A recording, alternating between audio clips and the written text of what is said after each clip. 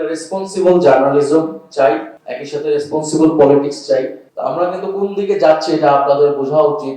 আমাদের এখানে যারা আছে যে আপনি যখন গণতান্ত্রিক আন্দোলন, গণতান্ত্রিক ভাবে আমি প্রতিবাদ জানাচ্ছি, সেটাকে বলা হচ্ছে হটকারিতা, বলা হচ্ছে বাস ভাঙচুর। আমরা আগের মতো চাই না, রাস্তায় বসে বিক্ষোভ আমরা চাই না। তো রাস্তায় বসে বিক্ষোভ কিন্তু এটা একটা বৈধ গণতান্ত্রিক আন্দোলনের পদ্ধতি। তো কালকে যখন আমি রাস্তায় নামবো প্ল্যাকার্ড হাতে নিয়ে, তখন বলা হবে যে আমি বাস ভাঙচুরের জন্য নামছি এবং আমাকে কিন্তু গ্রেফতার করা হবে, মামলা দেওয়া হবে। এই ন্যারেটিভ সরকারের জায়গা থেকে তৈরি করা হচ্ছে।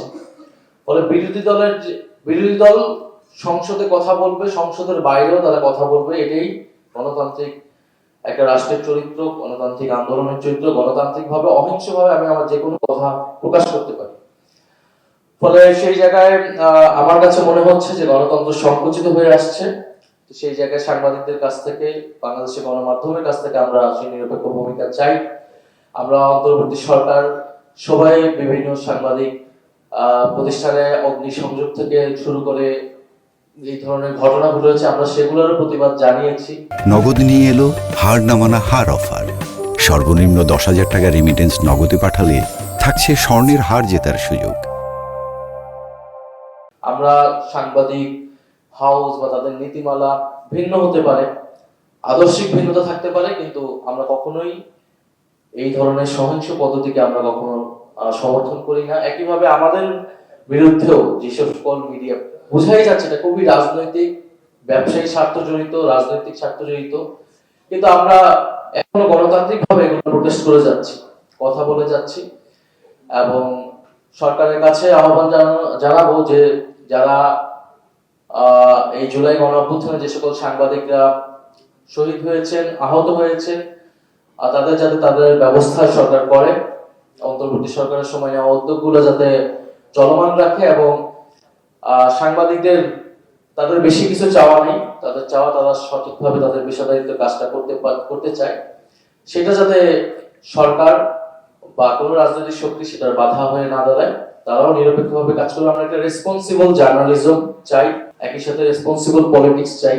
তো সেইটাই আমরা প্রত্যাশা করছি আজকের অনুষ্ঠান থেকেও। আমি জানি লাঞ্চের সময় হয়ে গিয়েছে, আর আপনাদের হয়তো অনেক ক্ষোভ, অভিযোগ আমাদের কাছে, আমাদের প্রতি আপনারা জানালেন। অভ্যুত্থানের পরে হয়তো আপনাদের সাথে আরো বসা উচিত ছিল, হয়তো আরো অনেক কিছু করা উচিত ছিল, সেটা করতে পারি নাই, সেটা দুঃখ প্রকাশ করি। কিন্তু আমি মনে করি পরিবর্তন সম্ভব, কারণ আমরা যেই দেশ যে এখনো যেই জায়গায় আছে সেখান থেকে আমরা পিছনের দিকে যেতে চাই না। এটাই আমাদের সকলের চাওয়া। আমরা এখান থেকে সামনের দিকে চাই যে গণভোটের গণরায়গুলো বাস্তবায়ন হবে, আমাদের বিচার, গণহত্যার বিচার সেটা নিশ্চিত হবে, আমাদের স্বাধীন সার্বভৌম পররাষ্ট্রনীতি তৈরি হবে এবং আমাদের গণতন্ত্র, গণতান্ত্রিক প্রতিষ্ঠানগুলা সুরক্ষিত হবে। ব্যক্তির ইচ্ছায় কোনোদিন মত প্রকাশের স্বাধীনতা টিকে থাকে না, গণতন্ত্র টিকে থাকে না। গণতন্ত্র টিকে থাকে যদি প্রতিষ্ঠান শক্তিশালী হয়। গণমাধ্যম একটা এরকম প্রতিষ্ঠান, সেই প্রতিষ্ঠানকে আমরা যত বেশি নির্মোহ, নিরপেক্ষ, শক্তিশালী করতে পারবো, এদেশে গণতন্ত্র টিকে থাকবে, গণতান্ত্রিক আন্দোলন টিকে থাকবে।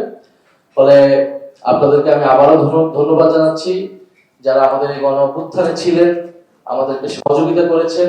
এই গণঅভ্যুত্থান আপনাদের জন্য সফল হয়েছে। সেই গণঅভ্যুত্থান এবং গণঅভ্যুত্থান আকাঙ্ক্ষাকে টিকিয়ে রাখবো আমরা সবাই মিলে। ধন্যবাদ সবাইকে। আসসালামু আলাইকুম।